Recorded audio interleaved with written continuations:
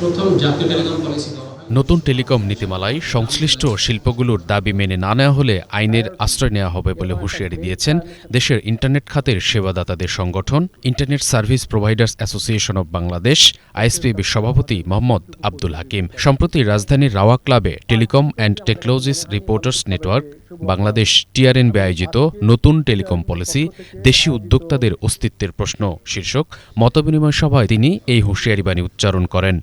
মতবিনিময় সভায় বক্তারা বলেন, টেলকো নীতিমালার মাধ্যমে দেশীয় উদ্যোক্তারা ঝুঁকির মধ্যে পড়েছে।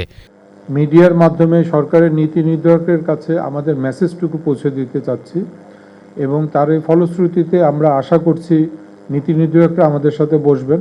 আমাদের পূর্বের প্রেজেন্টেশন যারা দিয়েছেন ওনারা স্পষ্ট করে বলেছেন পরবর্তীতে যে কমিটি গঠন করা হয়েছিল 4 সদস্য বিশিষ্ট, আমরা স্পষ্ট করে বলতে চাই 4 সদস্য বিশিষ্ট কমিটির প্রধান কিংবা কোনো সদস্য আমাদের ইন্ডাস্ট্রির stakeholder IGW, ICX, IIG, ISP, এনটি10 আমার মনে হয় কোনো স্টেক হোল্ডারের সাথে ওনারা বসেন নাই।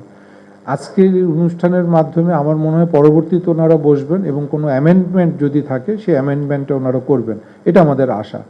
আচ্ছা, আমাদের আশা যদি স্বপ্ন বাস্তবায়ন না হয় কিংবা যদি আমরা এভাবে বলি যে আমাদের আশা কিংবা আমরা যেটা ন্যায্য দাবি করছি সেটা যদি বাস্তবায়ন না হয়, ডেফিনেটলি আমাদের যে ল ফার্ম আছে কিংবা আমাদের যে আইনগত দিকগুলি দেখেন ওনাদের সাথে বসবো। যদি দেখা যায় যে আমাদের দাবি দাওয়াগুলি ওনারা মেনে নিচ্ছেন না, আমরা আইনের আশ্রয় নিতে বাধ্য থাকব।